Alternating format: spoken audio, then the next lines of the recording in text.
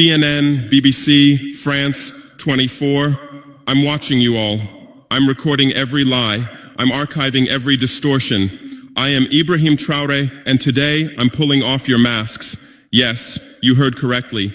I, whom you call a young military junta leader, whom you brand as a dangerous radical, whom you serve up as an anti-Western dictator, am now telling you the truth. And this time you cannot turn off your microphones. This time you cannot turn away your cameras. This time your editors cannot cut this speech, because the world you monopolize no longer exists. Because millions will hear these words now, without passing through your filters, without being subjected to your distortions, without being muddied by your lies. I am 34 years old. Every day of my life, I grew up with your lies. As a child, I would watch Africa on television. Always the same images. Children with flies, dry lands, weapons, death. This is Africa, they told us. This is what Africa is. And we believed it. We were ashamed of ourselves. We were ashamed of our own lands, of our own people. But then I grew up. I read, I researched, I questioned, and I understood that the Africa you showed us wasn't real. The story you told us was a lie. The fate you imposed on us was a script you had written. For years, how have you portrayed Africa? How have you shown it? How have you sold it to your viewers? As if we were creatures who had no share of humanity, as if we were savages left outside of civilization, as if we were wretches waiting for you to save us. Every day, every hour, every minute, the same story plays on your screens. Hunger, war, disease, corruption, terror, chaos. These are the words that come to mind when Africa is mentioned. In your Africa dictionary, there are no other words. No hope, no success, no development, no resistance, no honor, no pride, no victory. So I ask you, New York Times, Washington Post, Guardian, Le Monde, have you ever made Africa's successes your headlines? How many times have you written about Rwanda's technology miracle? How many times have you shown Ethiopia's reforestation project? How many times have you praised Botswana's democratic success? How many times have you described Kenya's entrepreneurial ecosystem? No, because these don't fit your scenario. Your Africa cannot be successful. It cannot, because then how will you legitimize your exploitation? If it's not in need of help, how will you intervene? If it's not backward, how will you look down on it? Have you ever asked yourselves, has any editor sitting at their desk, any news director in a meeting, any columnist at their keyboard ever thought, why are the people of the world's richest lands poor? Here are the numbers for you, real numbers. Africa owns 70% of the world's cobalt reserves. Your cell phone, your computer, your electric car won't work without cobalt. This cobalt comes from Congo, but Congolese can't afford cell phones. Africa owns 90% of the world's platinum reserves. Catalytic converters, electronic devices, medical implants, they all need platinum. This platinum comes from South Africa, but South Africans are crushed by unemployment. Africa provides 30% of the world's gold production. Mali, Burkina Faso, Ghana, Tanzania. Gold flows like rivers from our lands. But our people swim in poverty. Africa supplies 65% of the world's diamond production. Botswana, Angola, Congo, Sierra Leone, billions of dollars worth of diamonds are extracted, but our miners live on $1 a day. Africa owns 35% of the world's uranium reserves. Niger, Namibia, South Africa. Nuclear plants run on our uranium. Paris lights burn with our uranium, but our villages have no electricity. And you still ask, why is Africa poor? No, the right question is, how was Africa kept poor while being so rich? Here's your answer. Colonialism didn't end. It changed shape. You used to come and occupy our lands. Now you come and establish companies. You used to take by force. Now you make agreements. You used to rule with the whip. Now you rule with credit. Let me give you concrete examples. With numbers, names, dates, but you'll never write about these. Glencore, Swiss-based mining giant, extracting cobalt in Congo. 2022 revenue, $256 billion, a tax paid to Congo, $500 million, that's 0.2%. Is this justice? Rio Tinto, British-Australian mining giant, extracting bauxite in Guinea, 20 million tons annually. What's left for Guinea? Environmental pollution and cancer. Total, now Total Energies, French oil giant, extracting oil in Angola, Nigeria, Congo. 2022, profit, $36 billion investment in Africa, dirty pipelines, Anglo-American, founded in South Africa but now in London. Diamonds, platinum, iron, taking everything. What it left in South Africa, 6 million unemployed miners. And these are just the tip of the iceberg. What about the invisible, the secret deals, the offshore accounts, the transfer pricing tricks? Every year, $88 billion in illegal money flows out of Africa. Who writes about this? Every year, $45 billion in aid comes to Africa. Everyone writes about this, but no one says Africa is not the continent receiving aid, it's the continent giving aid. While you zoom your cameras on swollen bellies, there is a huge system working silently in the background. Every day, tons of gold, diamonds, cobalt, uranium, oil leave our land. But how? Here is the system. Step 1, create corruption, bribe our leaders, open offshore accounts, promise them a life of luxury, send their children to your schools. Step 2, make deals, get 50-year, 99-year concessions, ask for tax exemptions, be exempt from environmental rules, ignore labor rights. Step 3, control the infrastructure. Take over ports, airports, railways, but only from the mine to the harbor. Don't build roads to the villages. Don't bring electricity to schools. Step 4, provide security. Set up private security companies. Arm them. Declare protesting. Step 5, silence the media. Buy local journalists. Suppress opposing voices. Serve internal unrest news to international media. And this is how the system works. It's been working like this for 100 years, and you don't see this system. You don't want to see it, because you're part of the system too. Who are the biggest advertisers of New York Times, CNN, BBC, oil companies, mining companies, arms companies, pharmaceutical cartels, the companies that exploit Africa? You live on their money, you defend their interests, and what I'm about to tell you might cost me my life, but it's no longer time to be silent. France's system in Africa is the CFA franc. 14 African countries still use French colonial currency. 50% of these countries' central bank reserves sit in the French treasury. France applies negative interest to this money, so we pay France to use our own money. Through this system, France transfers $500 billion worth of resources from Africa every year. Does anyone write about this? No. But when France gives Africa 10 billion euros in aid, it makes headlines. Britain's system is more sophisticated. London is the world's money laundering center. City of London, offshore paradise. Every penny stolen from Africa passes through London. Jersey, Guernsey, Cayman Islands, Virgin Islands, all under British control. Africa's wealth hides there. America's system is AFRICOM. Africa Command, 46 military bases on the continent. Official purpose, security. Real purpose, resource control. Drones in our airspace every day, listening devices everywhere. They say fighting terrorism, but it's not terrorists. It's people's leaders who are targeted. China is the new player, says win-win, builds infrastructure, gives credit, but in exchange for what? 99-year port concessions, mining rights, agricultural lands, debt trap diplomacy, ask Sri Lanka, ask Zambia, and you write about none of this. Why? Because you're not free press. You're corporate press. Your bosses are billionaires. Jeff Bezos bought Washington Post. Why? For love of journalism? Rupert Murdoch's media empire, Fox News, Wall Street Journal, The Sun, The Times, all from the same hand, all giving the same message. West is good, others are bad. Carlos Slim is the largest shareholder of New York Times, Mexican billionaire. Where's his wealth from? Monopolized telecommunications, got rich off Latin America's back, now controls America's most respected newspaper. And you claim to do independent journalism? Who are your editors? Which schools did they graduate from? Harvard, Yale, Oxford, Cambridge?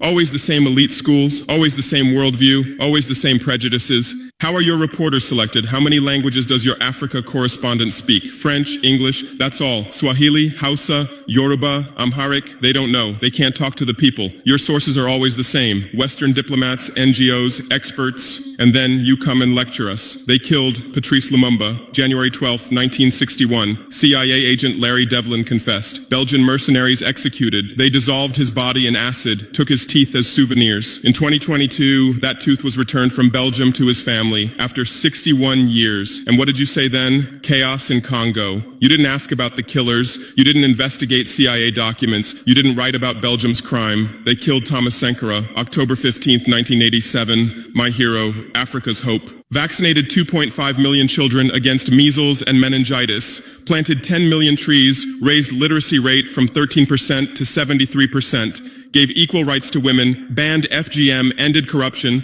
sold Mercedes cars, used Renault 5, rejected IMF and World Bank. And most importantly, he said, we will not pay Africa's debts. We didn't make those debts. The puppets before us made them on behalf of colonizers. That's when he had to be killed, and they killed him. Who killed him? His best friend, Blaise Compaoré, with whose support? France. Want proof? Look at the Focard archives. Jacques Focard, France's Africa Affairs advisor. Everything is written there. And what did you say? Military coup in Burkina Faso. You didn't write about Sankara's dreams. You didn't tell about his projects. You didn't show his successes. You just said, another dictator died, Muammar Gaddafi. Yes, he was a dictator. Yes, he was ruthless. But what had he done in Libya?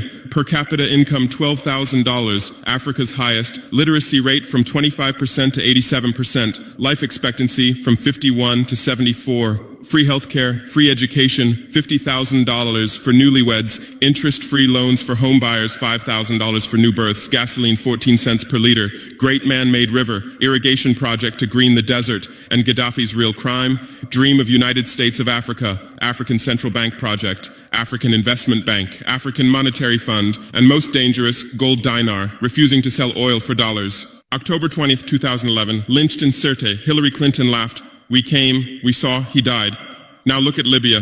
3 different governments, endless civil war, ISIS, Al-Qaeda running wild slave markets exist. Even CNN showed in 2017, oil being looted, weapons depots emptied, spread across Sahel. Do you call this democracy? Do you call this freedom? Do you call this success? And whose turn is it now? The Sahel, Mali, Niger, Burkina Faso. You want to make us Libya too. You want to make us Syria. You want to make us Iraq. But not this time, because we've awakened, because we've learned, because we've united. Operation Barkhane, France's Sahel Adventure, 2013-2022. Official purpose, fighting terrorism. Real purpose, resource control, 5 through 100 French soldiers, €1 billion annual budget. What's the result? 2013, 500 terrorists in Mali. 2022, 5,000 plus terrorists in Sahel, tenfold increase. What kind of success is this? But what were French soldiers doing? Protecting Niger's uranium mines for Areva, Orano, securing oil pipelines for total controlling ports and railways for Bolloré, and fighting terrorism? No, the opposite. Terrorists couldn't come within 50 kilometers of French soldiers, but they could easily burn our villages. Why? Because chaos served their purposes. If there's chaos, they could stay for security reasons. MINUSMA, UN peacekeeping force. In Mali, 15,000 soldiers, 1.2 billion annual budget. 10 years, result, 300 plus. UN soldiers died. Thousands of civilians died. Terror didn't decrease, it increased. And now you say Wagner is dangerous. Russians are taking over Africa. Wagner came, 1,000 soldiers. What happened in 6 months? Terrorists fled, villages are safe, mines are working, people are at peace. What's the difference? Wagner is an ally we invited. France is an occupier who came by force. Wagner follows the agreement. France blackmails, Wagner brings results. France produces excuses, but you don't write the truth. You say Russian mercenaries. Well, what is French Légion étrangère? Aren't they mercenaries? What is American Blackwater Academy? What is British G4S? What is Israeli Black Cube? They are security companies. Wagner is a threat. Why? Because Wagner isn't yours. And the terrorism issue? Who created this terror? Who founded Al-Qaeda? 1980s, Afghanistan, CIA, Pakistan ISI, Saudi money, against Soviets. Bin Laden was CIA's man. You called them freedom fighters. Who supported Taliban? Again, you. Heroic mujahideen against Soviet occupation. You gave weapons, gave money, gave training, then you lost control. How was ISIS born? 2003, Iraq invasion. You toppled Saddam. You disbanded the army. You banned Ba'ath Party.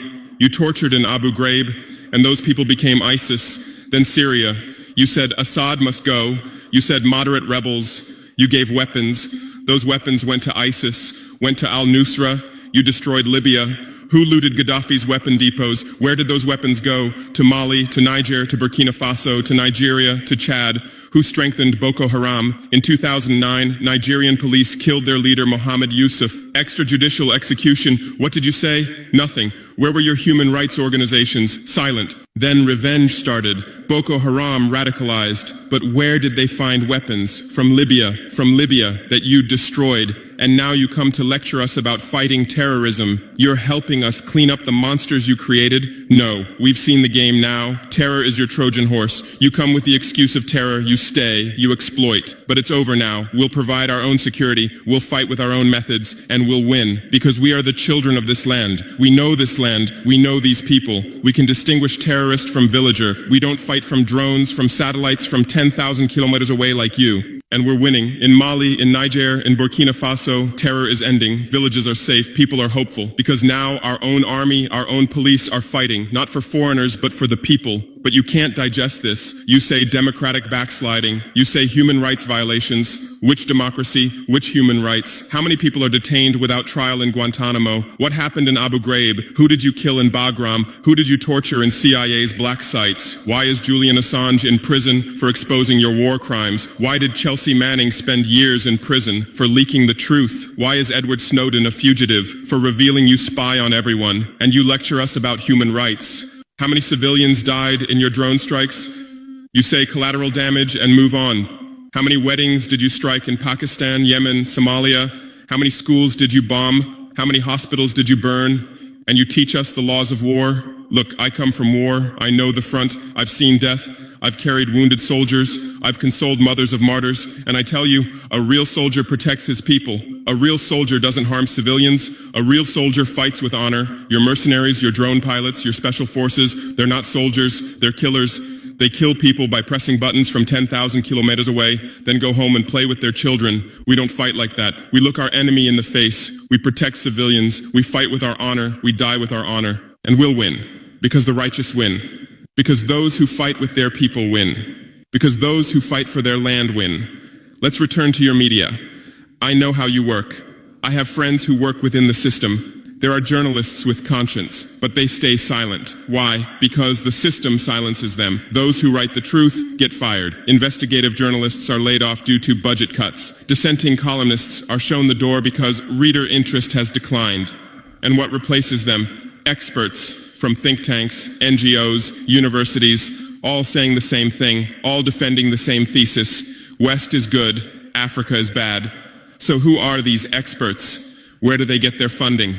National Endowment for Democracy, NED, American Democracy Exporter, CIA's legal arm, has fingers everywhere, funds opposition, directs media, creates civil society. Open Society Foundations, George Soros's organization, says open society, but open for whom? Open to what? Open to exploitation, open to intervention, open to manipulation. Ford Foundation, Rockefeller Foundation, Bill and Melinda Gates Foundation, all in Africa, doing aid. But what do they get in return? Control, data, influence. And your media is their trumpet. You headline, Gates is saving Africa. But you don't say, how many African children were paralyzed by Gates's vaccine trials? How many farmers committed suicide because of Monsanto seeds? You're masters at storytelling, but always the same story. White savior. Remember Live Aid? 1985. We Are the World, charity concert for Africa, millions raised. What came to Africa? Corruption increased, dependency increased, but it was a great story for you. Bob Geldof became a hero. Musicians looked conscientious. Viewers felt good about themselves. Africa remained hungry. Remember Kony 2012? Viral video. Stop Joseph Kony. 100 million views. Result? Kony is still free, but the video maker got rich. Invisible Children organization collected millions. What came to Uganda? American soldiers. And you present these as success stories. Angelina Jolie, Madonna, Bono, all Africa volunteers. They come, take photos, adopt children, leave. And you say, interest in Africa increased.